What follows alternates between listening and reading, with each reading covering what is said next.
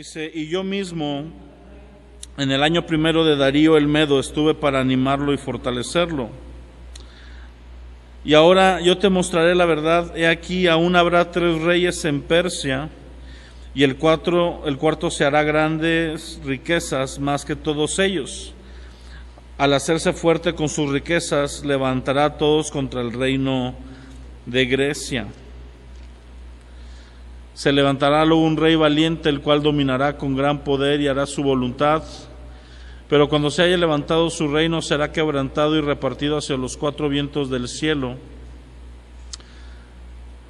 No a sus descendientes ni el dominio que él dominó, porque su reino será arrancado y será para otros fuera de ellos. ¿A qué rey se está refiriendo hasta aquí?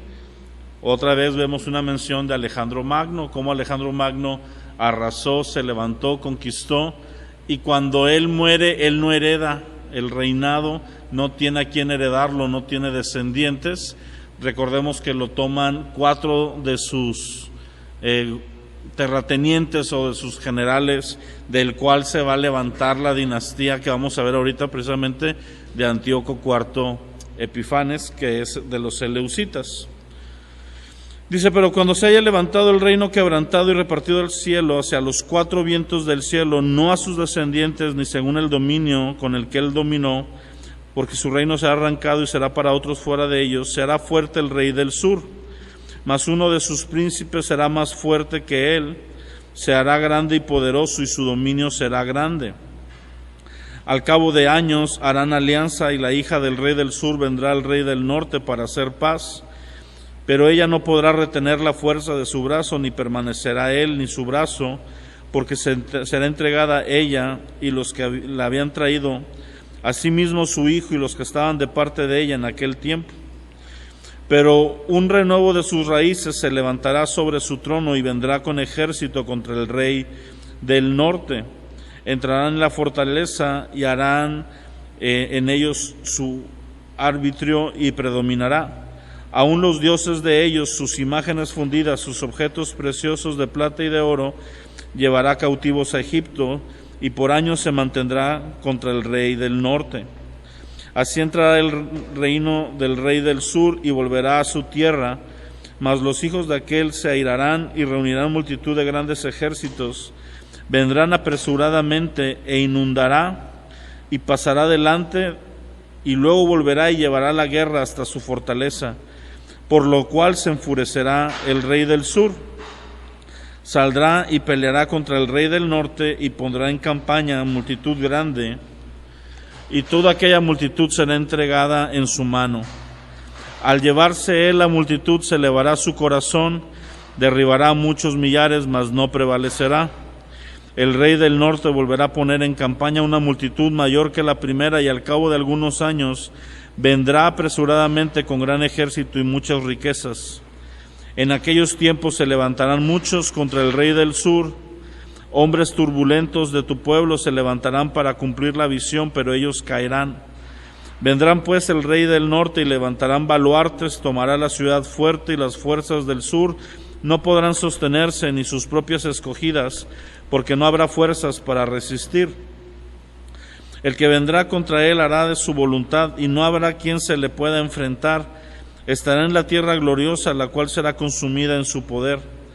Afirmará luego su rostro para venir con el poder de todo su reino, y hará con aquel convenios y le dará una hija de mujeres para destruirle, pero no permanecerá ni tendrá éxito.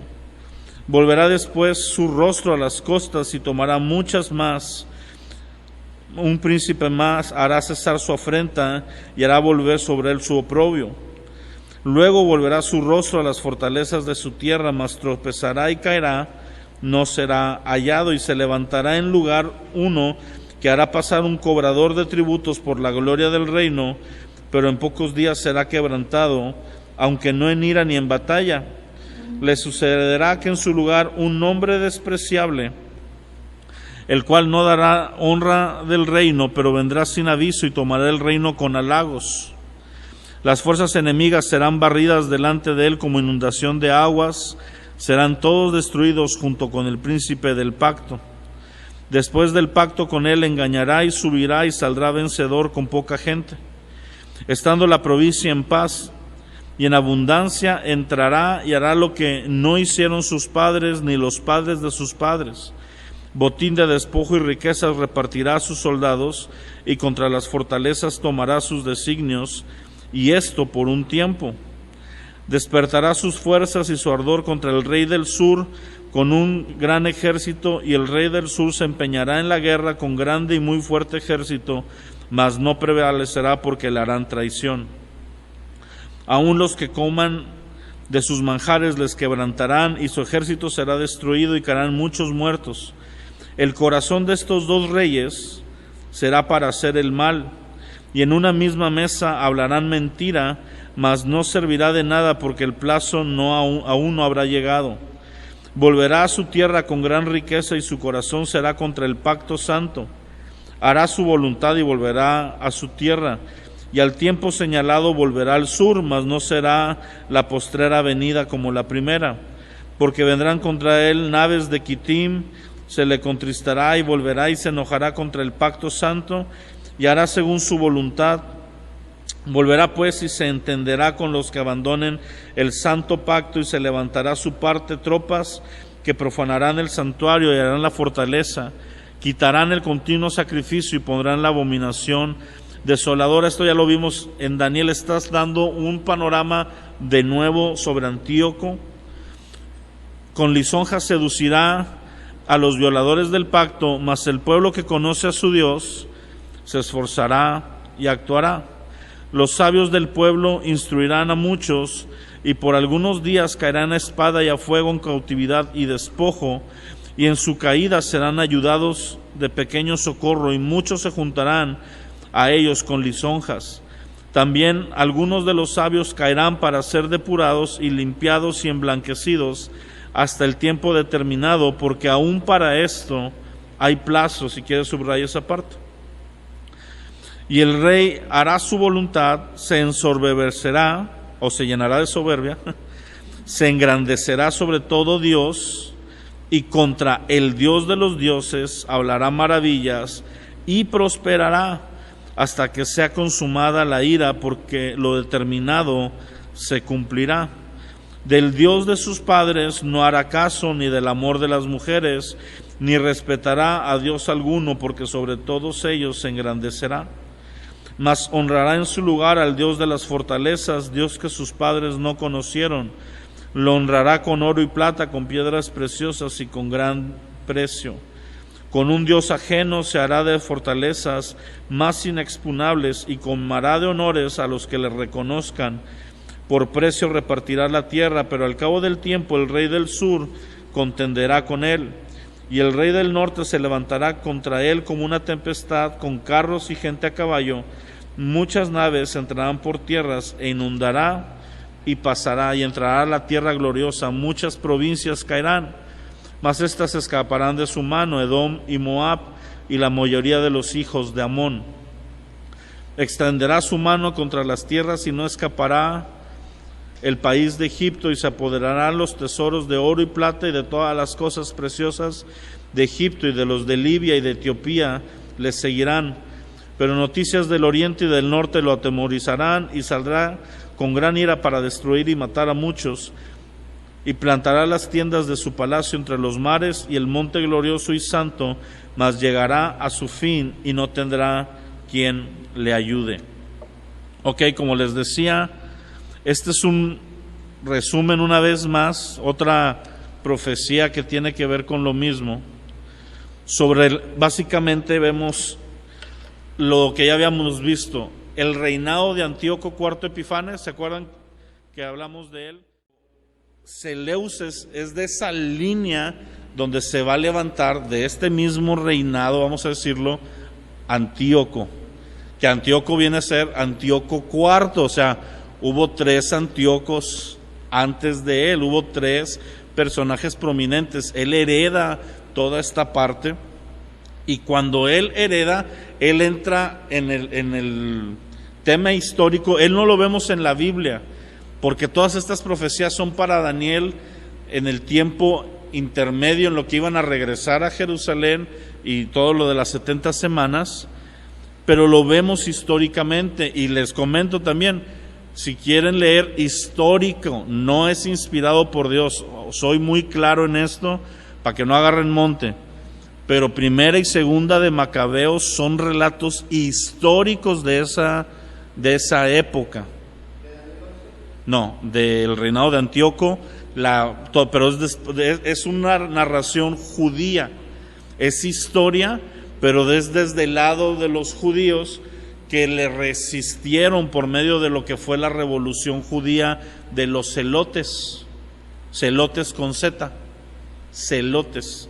Y estos celotes fueron los que le hicieron frente a Antíoco en la parte de Israel, porque él conquistó, vuelvo a lo mismo, mucha parte, no solo Israel, pero con Israel se ensañó.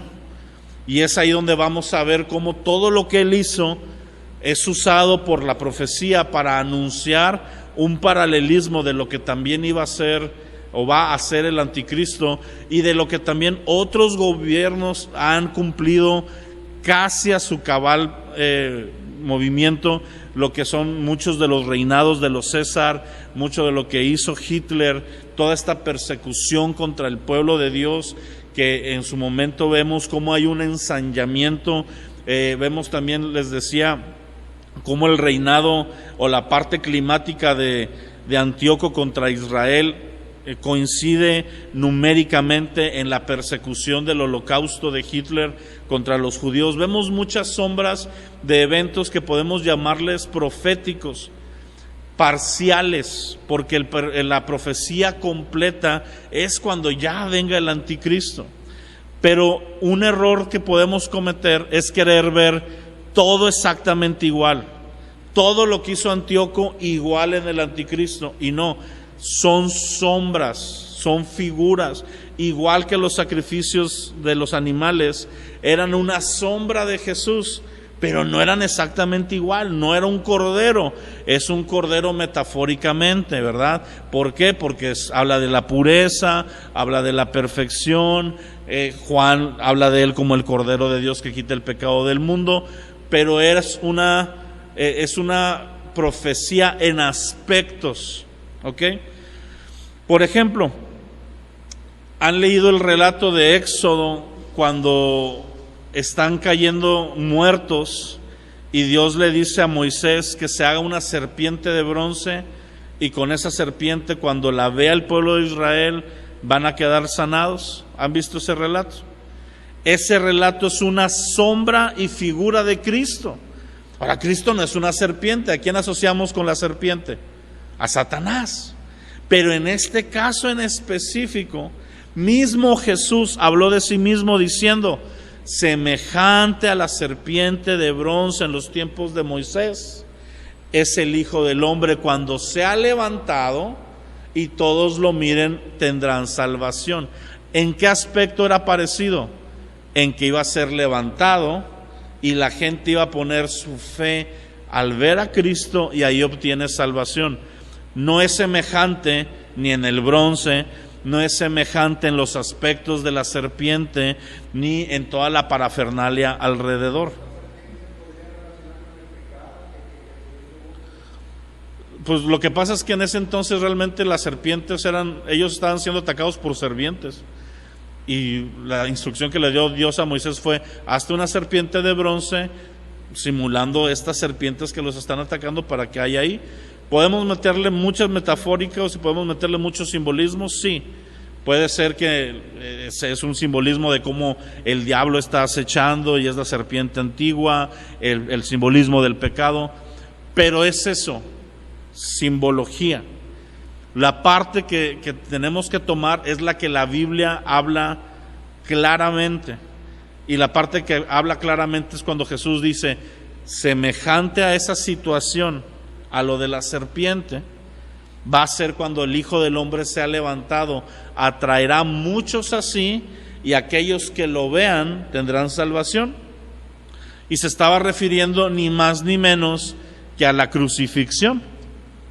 Ese punto donde Jesús estuvo levantado, ¿verdad? Y muchos lo vieron porque Jesús fue crucificado en un paso de 4 caminos de todo el mundo conocido en ese entonces, todo la mercadería, todo lo importante transcurría por ahí, de tal manera que los viajantes de ese tiempo, aparte de toda la gente que estaba en Jerusalén por las fiestas religiosas de esa época, que eran la Pascua, los panes sin levadura, todas las peregrinaciones que hacían, coincidió para que básicamente se pueda decir, metafóricamente hablando, que todo el mundo pudo ser testigo de eso.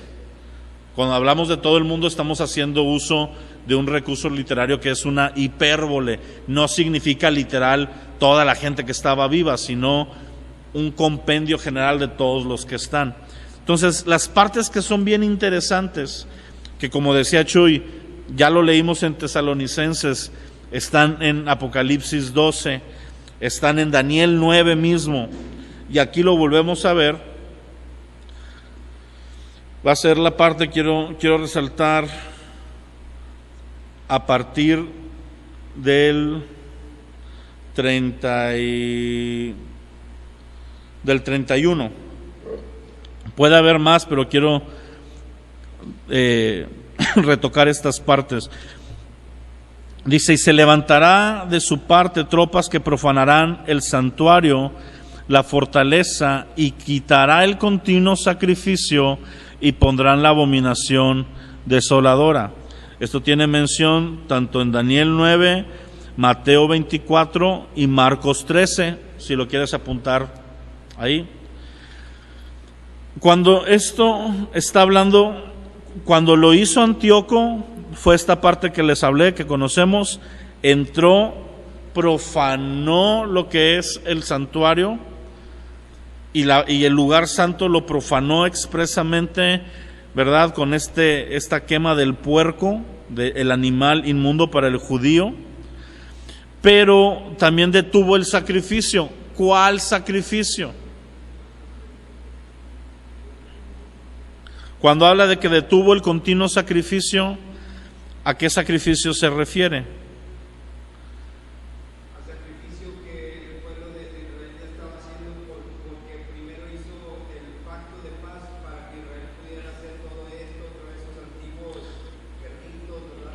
Okay. Bueno, tú estás hablando del anticristo como tal. Primero quiero ver la parte de Antíoco. El sacrificio que él es el sacrificio que ya se está llevando en el segundo templo. En esta parte ya se reconstruyó el segundo templo, ya no está ni Zorobabel, ni ellos, ya avanzó los años. Israel está otra vez con sus costumbres religiosas, y en ese segundo templo arrasa Antíoco.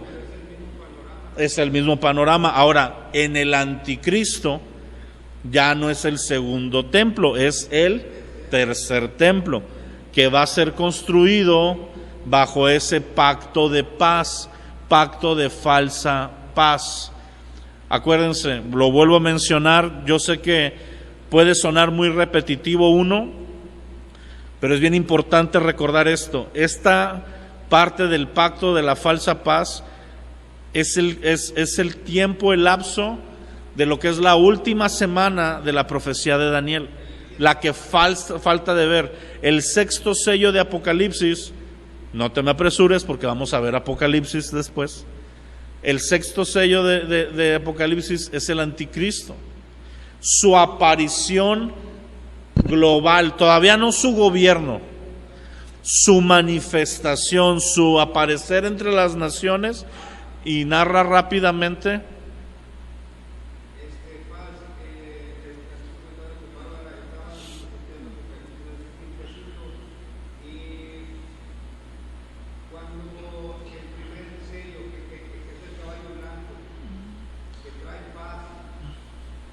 De hecho es el primero, no es el sexto, sí.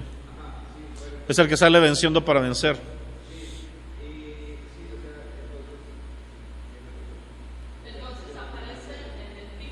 Sí, es el primero, ahorita me equivoqué. Dije sexto. El primer sello es el anticristo, pero es su aparición global. Todavía no su reinado. ¿Sí? Es su aparición en escena. Su aparición en escena marca lo que es ya la última parte de Principio de Dolores, lo ultimito de eso.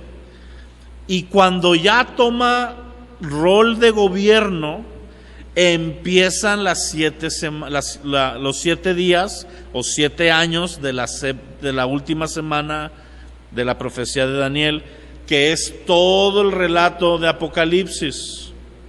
¿Ok? ¿Sí me están siguiendo ahí? Cuando el anticristo se manifieste, todavía no es el inicio. Se manifiesta apareciendo en escena. Pero cuando ya agarra poder político, ahí empieza. Y lo primero que va a lograr con su poder político es la paz en Medio Oriente. Y es volver a Israel a su tierra y a construir el tercer templo. Que básicamente el tercer templo se va a construir en un abrir y cerrar de ojos. Yo creo que se tardó más City Club en lo que se va a tardar de construir el tercer templo, porque va a haber recursos, que es lo único que hace falta para que haya algo. Planos y recursos. Los planos ya están. Hay un instituto del templo ya preparado nada más para que les caiga la lana y empiecen la construcción. Entonces, tú y yo ahorita oímos esto y nos pareciera como si fuera a ser un evento que pudiera tardar cientos de años.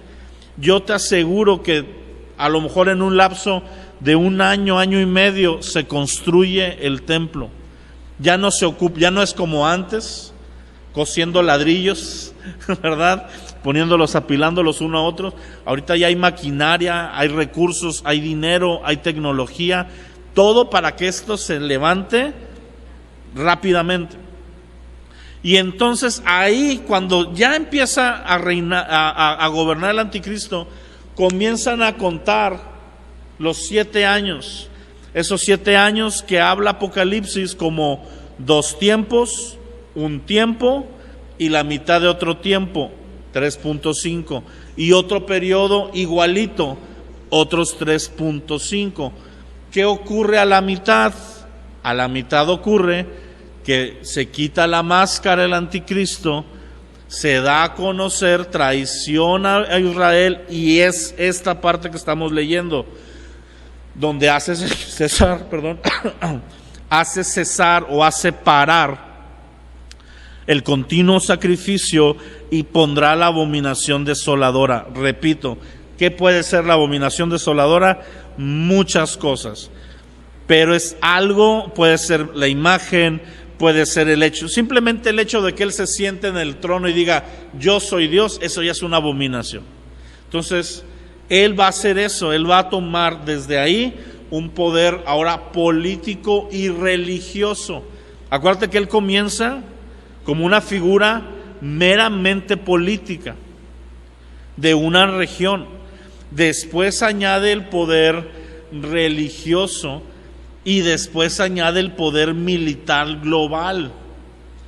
Va a haber 2 bandos, va a haber aquellos que están en contra de Dios y de Israel, que es el 90% de la tierra, por no ser el 99%, y va a haber unas cuantas naciones, pocas naciones, que van a estar a favor de Israel y de la iglesia, vamos a decirlo así.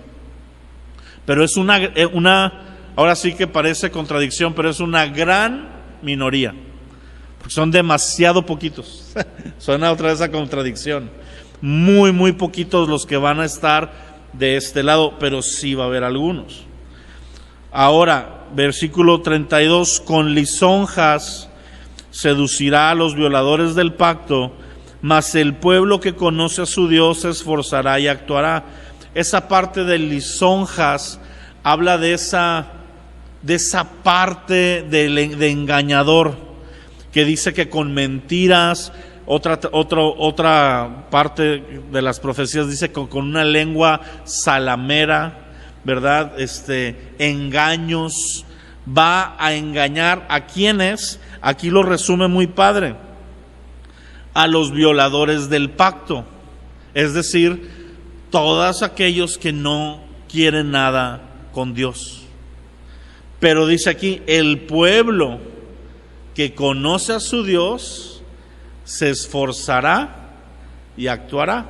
Ahí el pueblo que conoce a su Dios es tanto Israel como la iglesia. Ambos somos pueblos de Dios, ¿ok? Ambos formamos parte de. Vamos a trabajar juntos, tenemos diferentes roles. Siempre te recuerdo esto, Israel es parte de la iglesia no es parte de Israel necesariamente, ¿ok? Israel como pueblo es una cosa y Dios tiene un trato específico con ellos y promesas específicas para ellos y trato específico para ellos como pueblo. Pero cuando hablamos de la iglesia, Israel entra en la iglesia, el Israel convertido, ¿ok? Porque la iglesia está formada de todo creyente nacido de nuevo, de toda lengua, todo linaje, toda tribu y toda nación. Israel más todos los gentiles, mexicanos, chinos, guatemaltecos, uruguayos, argentinos, camboyenses, coreanos, todo lo que quieras, es vastísimo el mundo. Bueno, la promesa del Señor es que en todo el mundo habrá un remanente de todas las naciones. Eso está increíble. Imagínate ahorita que hay tribus que ni siquiera han sido localizadas y alcanzadas, y el evangelio va a llegar a ellos de tal manera que al menos uno de esa tribu se va a convertir. Porque la promesa es que de toda lengua, de toda tribu, de toda nación. ¿Ok? Eso es increíble. Ahora, el pueblo, esto es lo interesante, que conoce a su Dios. Por eso el énfasis de pedir a Dios revelación y conocimiento y conocer estos eventos que, vuelvo a lo mismo, si tú ves Daniel del 6 para acá, es una misma narrativa de diferentes lados, alguna más profética que otra como viendo lo que va a pasar, otro como que ya pasó, etcétera, pero es porque hay un énfasis, hay un hincapié en que sean hechos bien conocidos para la iglesia. Pablo dice, no quiero, hermanos, en Tesalonicenses dice, no quiero que ignoren acerca de la resurrección de los muertos y de la venida de nuestro Señor. Esa frase, no quiero que ignoren, la usa Pablo para varios temas que son bien importantes. Número 1, en Romanos la usa para hablar de Israel y de la iglesia. No quiero que ignoren acerca del misterio de Israel. En Corintios la usa para los dones del Espíritu Santo. No quiero que ignoren acerca de los dones, las manifestaciones y las operaciones del Espíritu Santo. Y lo vuelve a mencionar aquí, no quiero que ignoren acerca de estas cosas.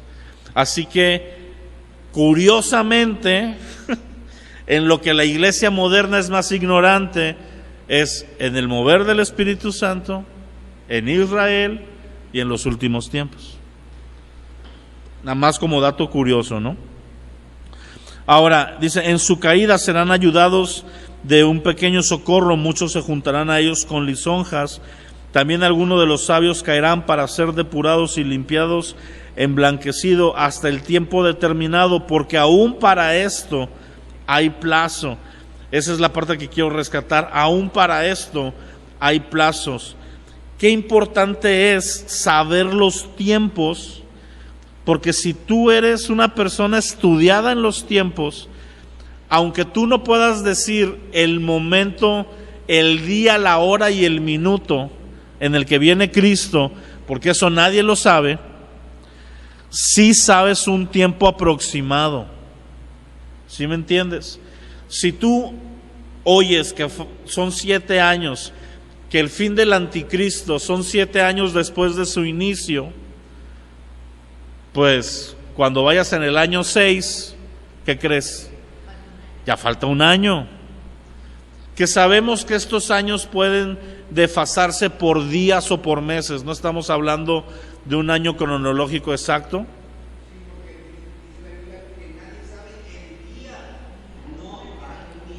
No la época. De hecho, Jesús nos invita a conocer la época. Dice, así como la higuera da fruto y sabes que es verano, por esos hechos, de la misma manera, todo esto que yo les acabo de decir, Mateo 24, Jesús les dice, les va a servir para estar atentos y conocer el kairos, la sazón. En inglés, kairos se entiende mejor que en español. En inglés es la palabra season, temporada o estación. ¿Cuántas temporadas o estaciones tenemos al año? 4. Bien delimitadas por cuándo comienzan y cuándo terminan, pero lo que ocurre en cada una de ellas es distinto. Lo que ocurre en primavera, ¿te das cuenta que es primavera? Porque están las flores, empiezan a florecer, empiezan a brotar, los animales empiezan a reproducirse, vemos todo esto, ¿verdad? Tú te das cuenta que es primavera porque sales a la calle y ves niños vestidos de abejitas, pajaritos, ¿verdad? Todos los de las primarias, secundarias, bueno, no secundarias no, pero primarias y guarderías, jardines de niños.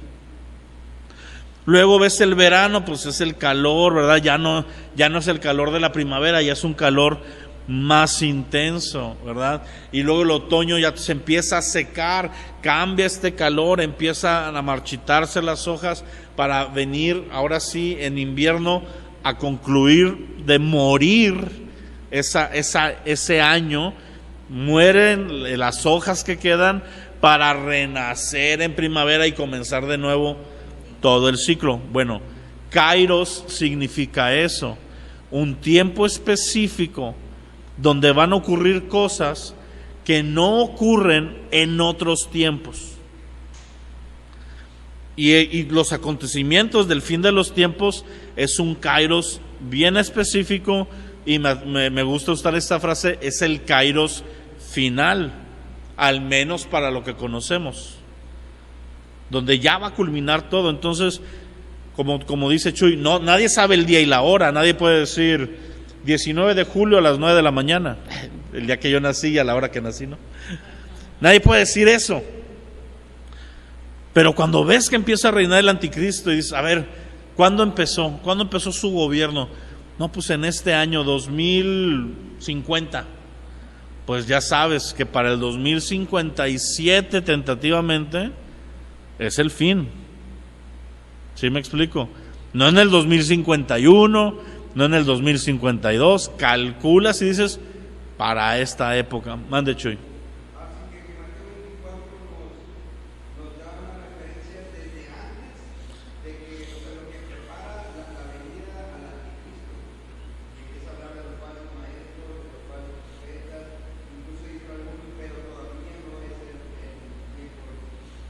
Uh-huh.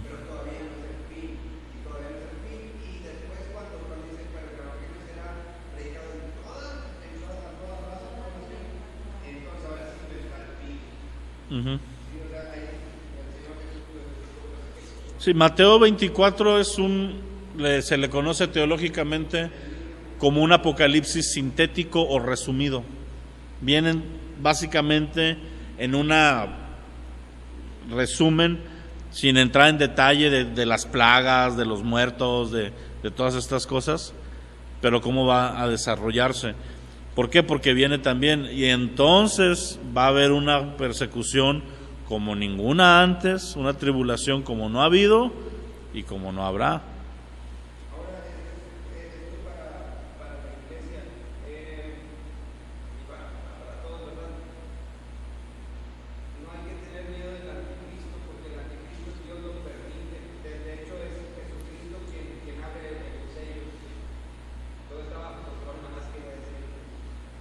Okay. Ahora fíjate, el versículo 36 dice, el rey hará su voluntad, se ensorbecerá, batallo mucho con esa palabra, y se engrandecerá sobre todo Dios con D chica. Y ahora sí, y contra el Dios de los dioses, con D grande, hablará maravillas y prosperará hasta que sea consumada la ira. ¿La ira de quién? La ira de Dios, que va a ser vertida sobre toda maldad, según Romanos 1:18. La ira de Dios se revela desde el cielo contra toda iniquidad.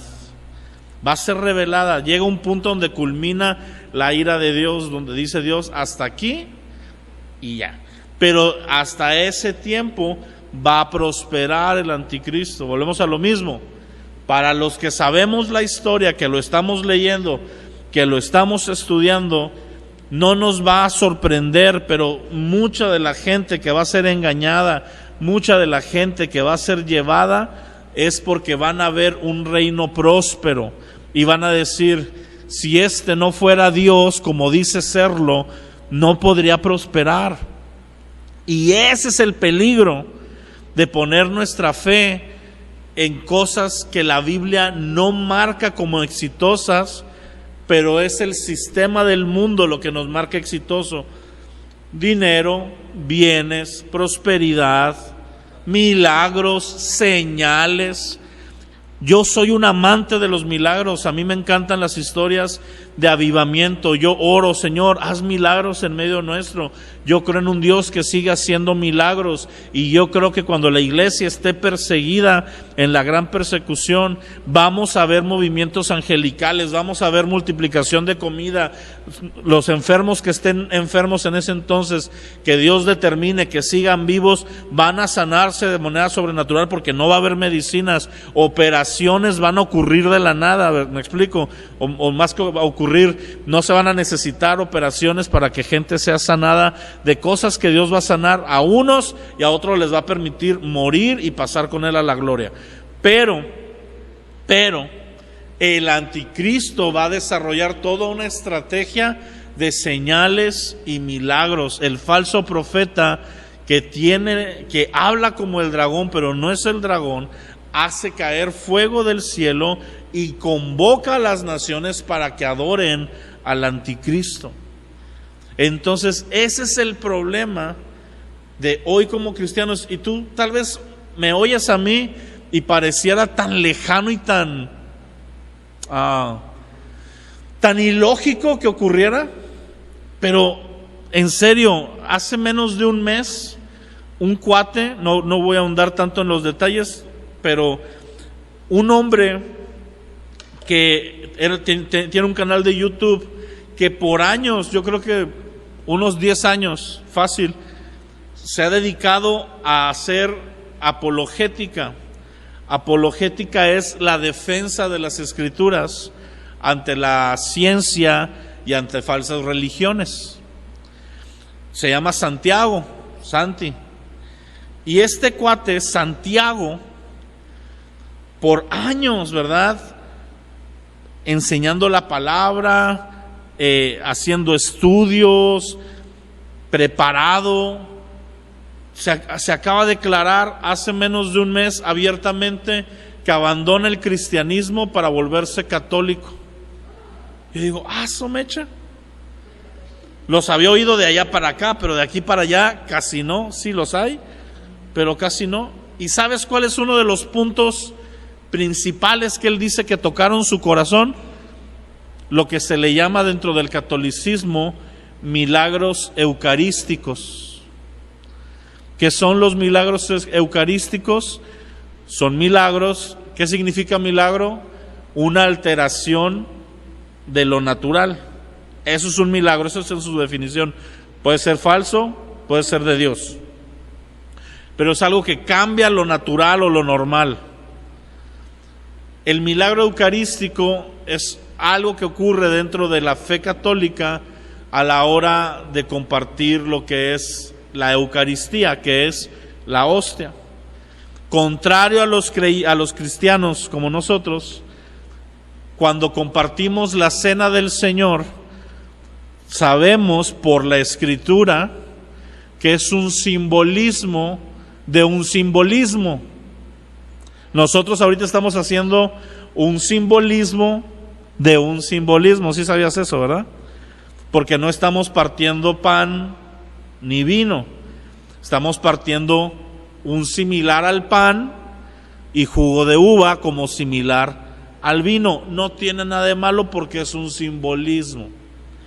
Sin embargo, la Iglesia Católica dice, cree, y es una de sus doctrinas centrales, que en la Eucaristía literalmente Jesús baja del cielo para habitar en la hostia y entra en comunión con nosotros cuando comemos de Él. Porque Él dijo, el que no come de mí ni bebe de mí no puede ser mi discípulo, cuando claramente era una alegoría, ¿verdad? Pero bueno, ahora, ¿qué es un milagro eucarístico?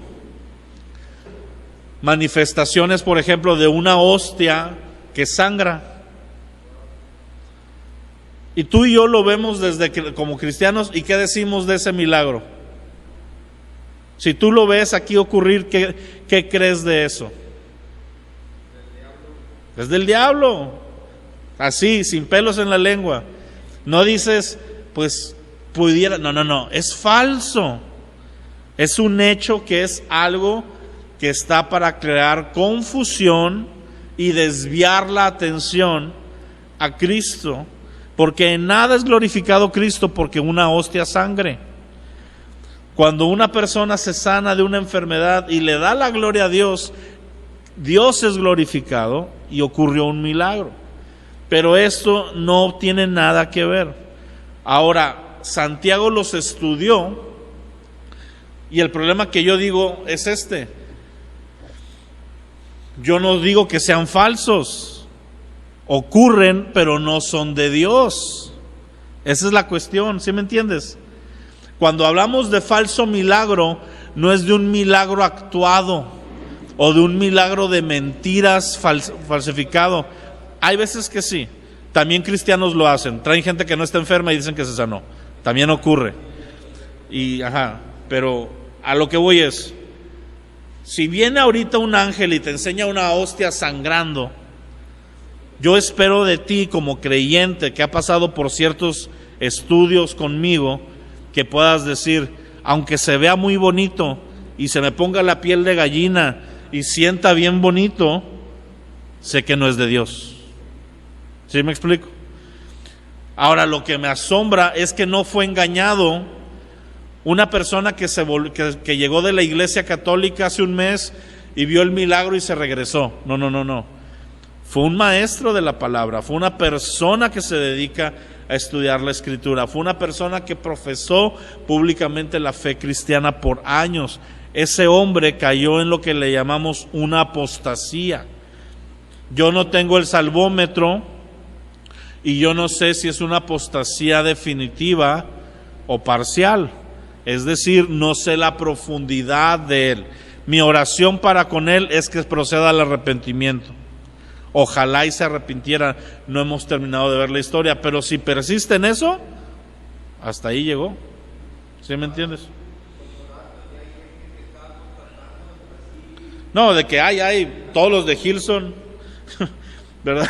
Tenemos pastores, pero este es un caso muy fresco y es un caso que yo seguía. ¿Sí me entiendes?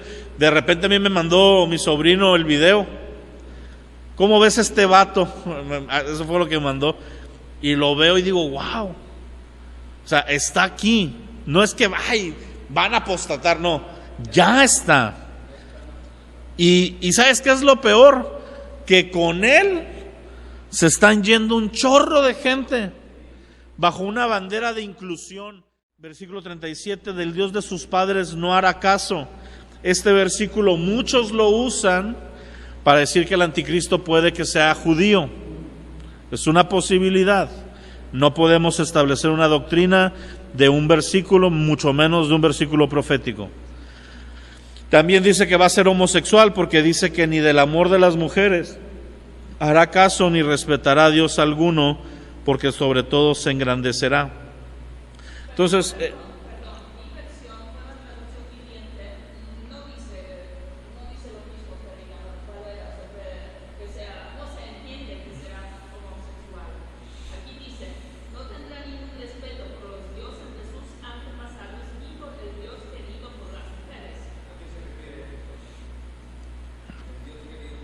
No te sé decir. Yo no había leído esta versión en la nueva versión internacional o traducción viviente. Entonces, sabemos que se está refiriendo a Dios porque está renegando de él y es un Dios con D mayúscula. Pero, vaya, todo esto que te estoy diciendo son cosas que vas a escuchar en alguna predicación. Y te digo, tómalo con eso, como pudiera ser, pero sin establecerlo como una doctrina. ¿Por qué? Porque entonces el que no venga de Israel, si te agarras como que eso es una doctrina, pues vas a descartarlo si no viene. Entonces, aquí por ejemplo la traducción que trae Bárbara está más padre. En vez de decir el Dios de sus padres, dice de sus antepasados. Entonces, el Dios de los antepasados tú puedes ir hurgando, y el origen de muchas de las religiones son orígenes abrámicos. Desde ahí tú puedes ver, aunque no se continuó como tal, el origen o los antepasados tienen un origen de ese rango. Mande, Chuy.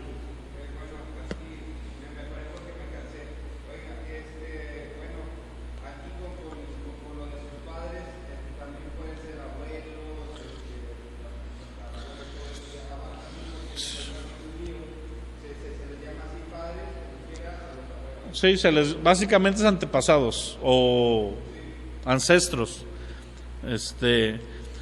Ok. Bueno, hasta aquí alguna pregunta específica. Volvemos a lo mismo. Todo esto que estás leyendo, aparte de que se aplica al anticristo, lo hizo, lo actuó, lo personificó como tal, de pe a pa, sin que le faltara cosas, Antíoco.